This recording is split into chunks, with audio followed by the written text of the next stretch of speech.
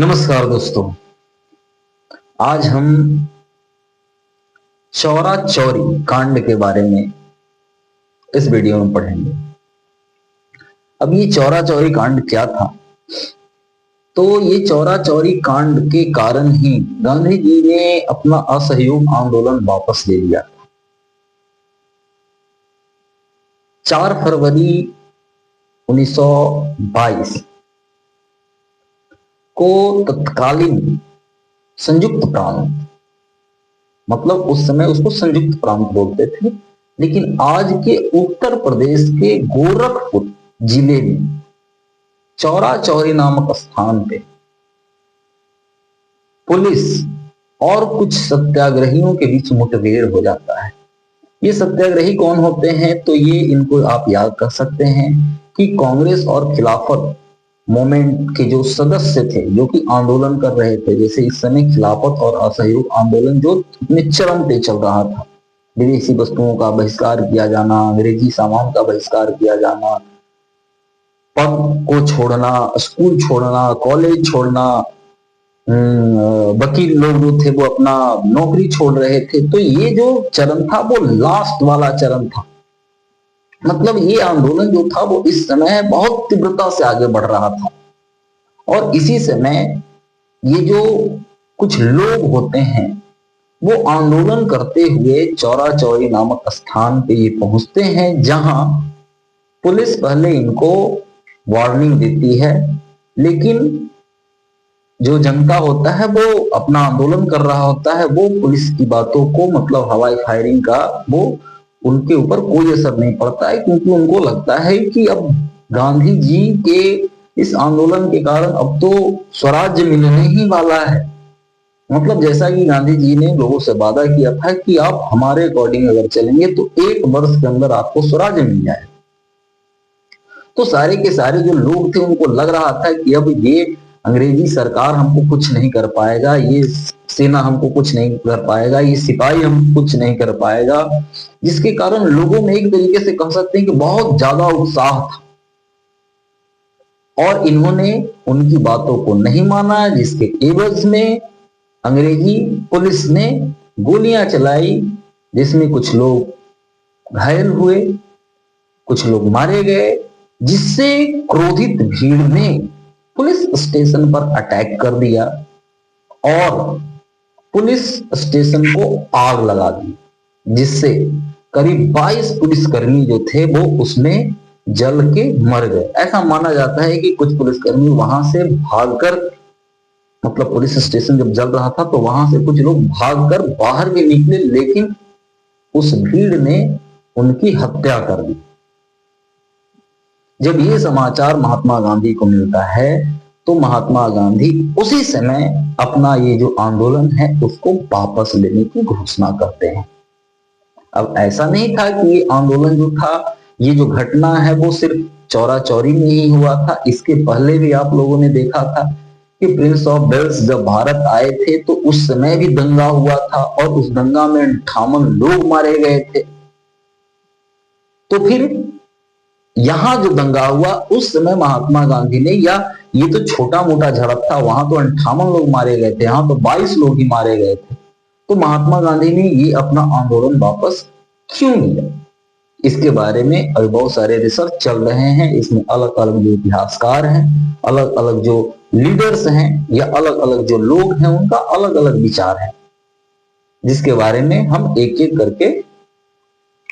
अध्ययन करेंगे। अब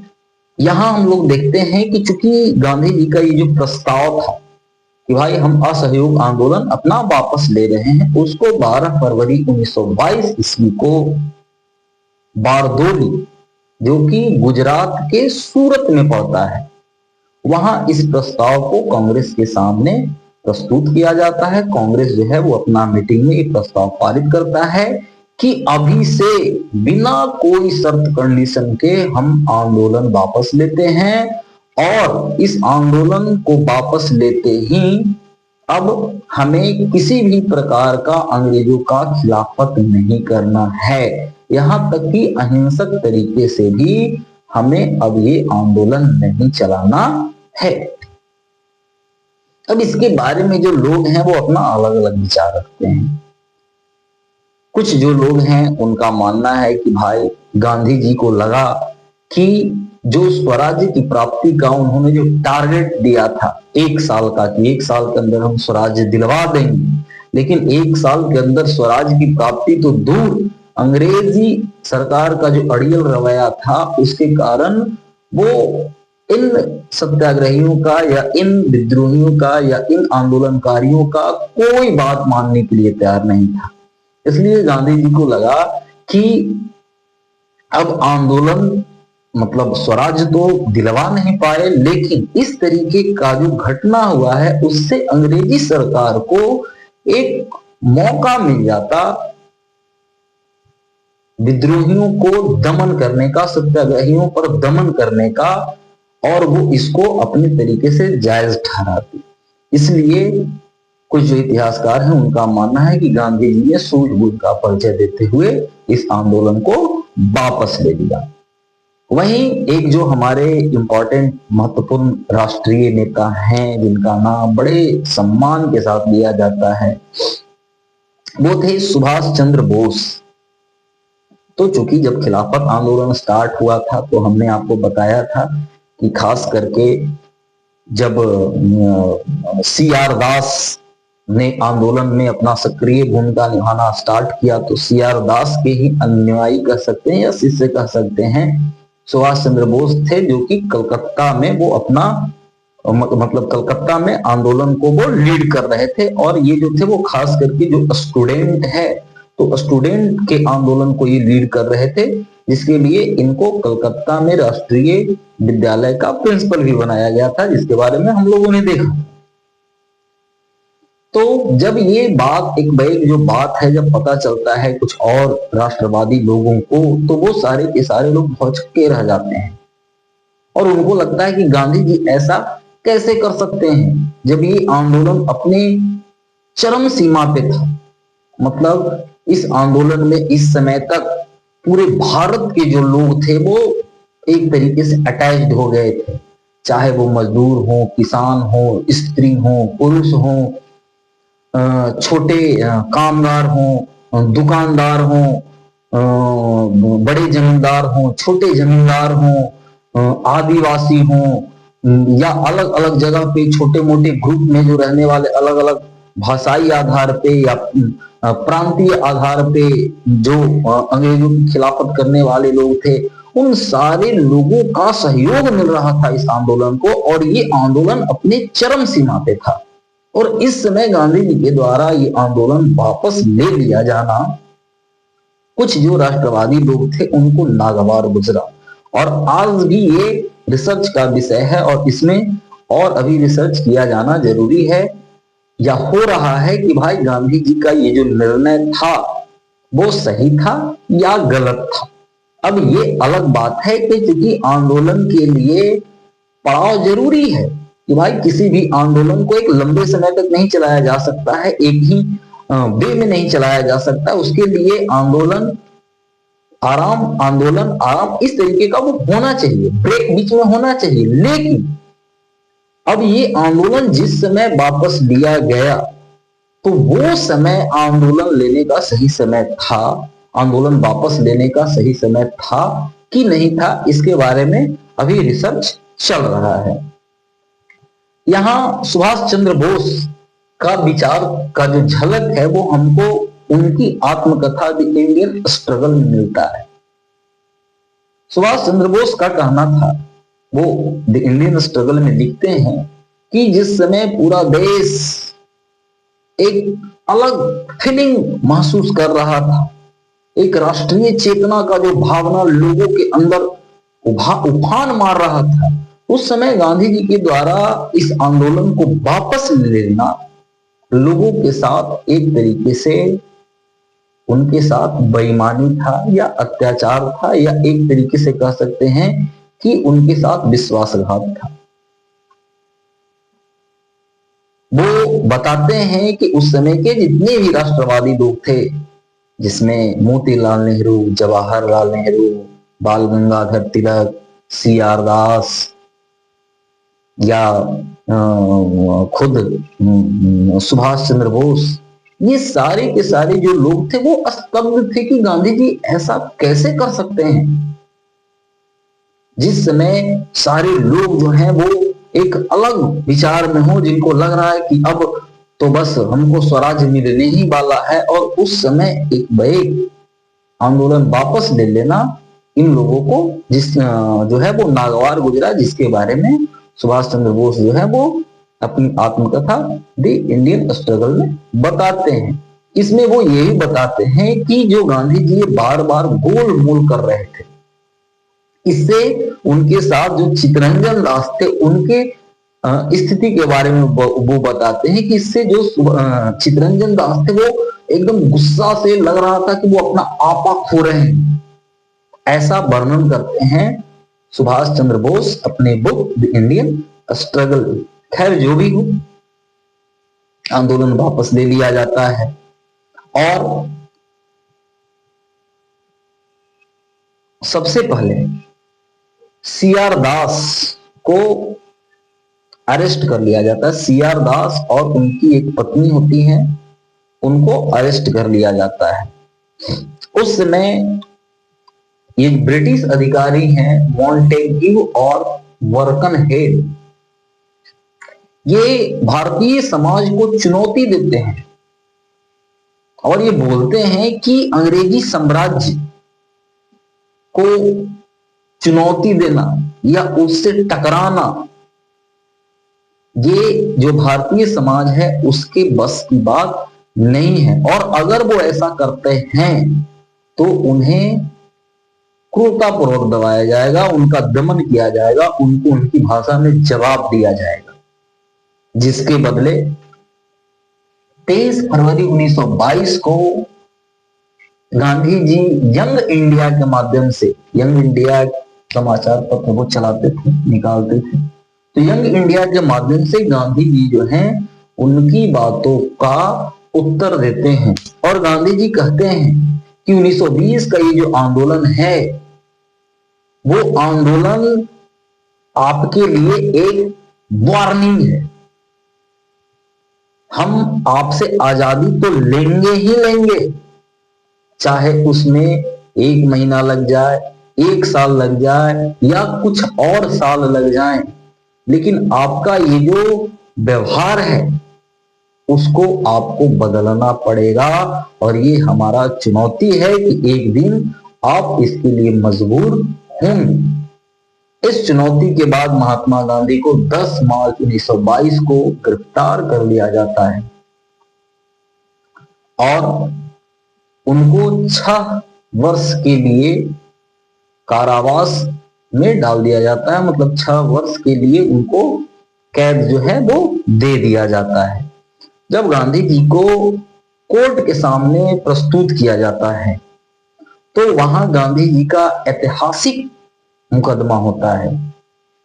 उस मुकदमा में गांधी जी जो है वो ये बताते हैं, जो अंग्रेजी जज हैं, अंग्रेजी कोर्ट है, वहां महात्मा गांधी इस बात को रखते हैं कि आप जिसको आंदोलन कह रहे हैं, आप जिसको देशद्रोह कर रहे हैं, वो हमारा नैतिक जिम्मेवारी है कि उस सरकार को जो कि बहुत सारे लोगों के साथ जो इस प्रकार का नाइंसाफी कर रहा है उसकी खिलाफत करना या उसके साथ सहयोग ना करना हमारा ये नैतिक जिम्मेवारी है। इसके बारे में महात्मा गांधी कहते हैं कि एक कुशासन के साथ सहयोग, मतलब जो सही से शासन नहीं कर रहा है उसके साथ सहयोग करने से अच्छा है कि उसके साथ असहयोग किया जाए। अगर आप सही तरीके से शासन करेंगे तो हम आपके साथ सहयोग करेंगे, लेकिन आप शासन सही तरीके से नहीं करेंगे तो हमारा ये नैतिक जिम्मेवारी है कि भाई हम आपके साथ सहयोग नहीं करेंगे। और इस बात पे जो जज होता है, इसके साथ गांधी जी ये भी कहते हैं कि हाँ, अगर आप इसको जुर्म मानते हैं तो हमने जुर्म किया है और इसके लिए आपको जो सजा बुझाता है वो सजा आप हमको दे सकते हैं। इस पर जज जो है वो बताते हैं कि तिलक को जो 1908 ईस्वी में तिलक को जो सजा दिया गया था, उसी के अकॉर्डिंग जो है इनको भी सजा दिया जाए। तो यहाँ गांधी जी ने एक तरीके से जो भारतीय जनमानस का जो पक्ष है उसको कोर्ट के माध्यम से प्रस्तुत किया। वहां गांधी जी ने इसके बारे में भी बताया कि किस तरीके से जो अंग्रेजी साम्राज्यवादी नीतियां हैं, जिसने भारतीय उद्योग धंधे को चौपट कर दिया है, जो भारतीय ग्रामीण अर्थव्यवस्था था उसको बर्बाद कर दिया है। हमारे ही देश के जो जमींदार और साहूकार वर्ग हैं उनको अपने ही देशों के प्रति शोषक बना दिया है, और इन सारी चीजों का मुनाफा जो है वो अंग्रेजी सरकार कमा रहा है। किस प्रकार से हमारे जो रिसोर्सेज हैं उनका दोहन किया जा रहा है, उनका शोषण किया जा रहा है, किस प्रकार से किसानों को शोषण किया जा रहा है और उनको जबरदस्ती खास करके उस प्रकार के जो फसल हैं वो उगाने के लिए बाध्य किया जा रहा है जो कि अंग्रेजी सरकार के लिए जरूरी है, या जिसको बेचकर अंग्रेजी सरकार ज्यादा मुनाफा कमा रही है। इसके साथ वहां महात्मा गांधी ये भी बताते हैं कि जो भारतीय जनमानस है उसका स्थिति क्या है। अंग्रेजी सरकार का खिलाफत करने का उसके अंदर अब हिम्मत भी खत्म हो गया है। वो हाड़ मांस का एक स्ट्रक्चर भर बच गया है, उसके अंदर अब कोई हिम्मत नहीं, उसके अंदर अब कोई पावर नहीं है। और ये जो हाड़ मांस का स्ट्रक्चर है वो भारत के अलग अलग जो हिस्सों में जब आप घूमेंगे तब आपको पता चलेगा कि किस तरीके से लोग जो है वो अपना जीवन जी रहे हैं। तो एक प्रकार से कह सकते हैं कि महात्मा गांधी ने अंग्रेजी साम्राज्य को आईना दिखाने का काम किया, और भारतीय समाज का जो एक्चुअल फिगर था वो उसको वहां रखने का प्रयास किया। इसीलिए इस मुकदमे को ऐतिहासिक मुकदमा कहा जाता है। तो इस प्रकार हम लोगों ने देखा कि ये चौरी चौरा घटना क्या था, उसके पीछे जो अलग अलग लोग थे उनका क्या क्या मत था। इसके बारे में एक और जो इतिहासकार हैं उनका कहना है कि गांधी जी ने इस आंदोलन को वापस, गांधी जी के द्वारा इस आंदोलन को वापस लेने के पीछे जो कारण था वो ये था कि गांधी जी को लग रहा था कि अब ये जो असहयोग आंदोलन है जिसमें उन्होंने वादा किया था कि स्वराज की प्राप्ति जो है वो हम 1 वर्ष के अंदर करवा देंगे, लेकिन 1 वर्ष के अंदर स्वराज की प्राप्ति तो हो नहीं रहा था। इसलिए गांधी जी को लगा कि भाई ये अच्छा मौका है कि आंदोलन को खुद ही वापस ले लिया जाए, और इसके साथ साथ अंग्रेज जो बर्बरता करता तो उससे भी बचा जा सकता था। तो ये एक कारण रहा आंदोलन को वापस लेने का। तो दूसरे कुछ और जो लोग हैं उनका मानना था कि नहीं, ये जो आंदोलन था उसको वापस लेने का जो रीजन था वो ये था कि उस समय गांधी जी ने जो बारदोली में कर न देने का जो ये अभियान लॉन्च किया था, और ये इतिहासकार हैं रजनी पाम दत्त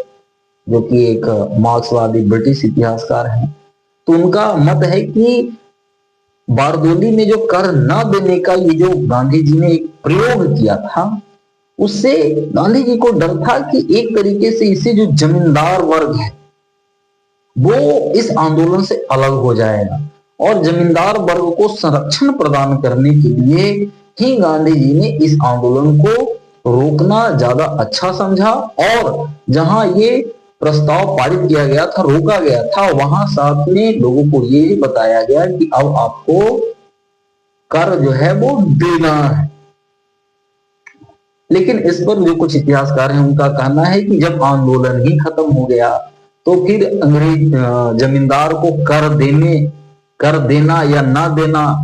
ये तो बात ही खत्म हो गया। मतलब जब आंदोलन खत्म हो गया तब तो भाई कर देना ही देना था, तो कर देना था। अगर मान लीजिए सपोज दैट कि जो किसान थे वो जमींदार को कर न देते तो फिर जमींदार अंग्रेजी सरकार को कर कैसे देता, और जिसके बारे में हम लोगों ने पीछे भी बताया था कि चूंकि एक सुलझाव कानून था जिसके अकॉर्डिंग अगर आप कर नहीं देंगे, कोई भी जमींदार उस टाइम को कर नहीं देगा तो उसका जमींदारी खत्म हो जाएगा और जमींदारी किसी दूसरे को मिल जाएगा, और दूसरा जो लोग आएगा वो भी उसी तरीके से करेगा। तो एक प्रकार से कह सकते हैं कि इस पर अलग अलग जो लोग हैं उनका अलग अलग मत है, और इस विषय में अभी बहुत सारा जो रिसर्च है या बहुत सारी जो प्रगतियां हैं वो किया जाना बाकी है। और आशा है कि इस वीडियो के माध्यम से आप छौरा चोरी का जो घटना है उसको अच्छे से समझ गए होंगे। तब तक के लिए धन्यवाद, थैंक यू, नमस्कार। हम फिर मिलते हैं कोई नेक्स्ट वीडियो में आपके साथ।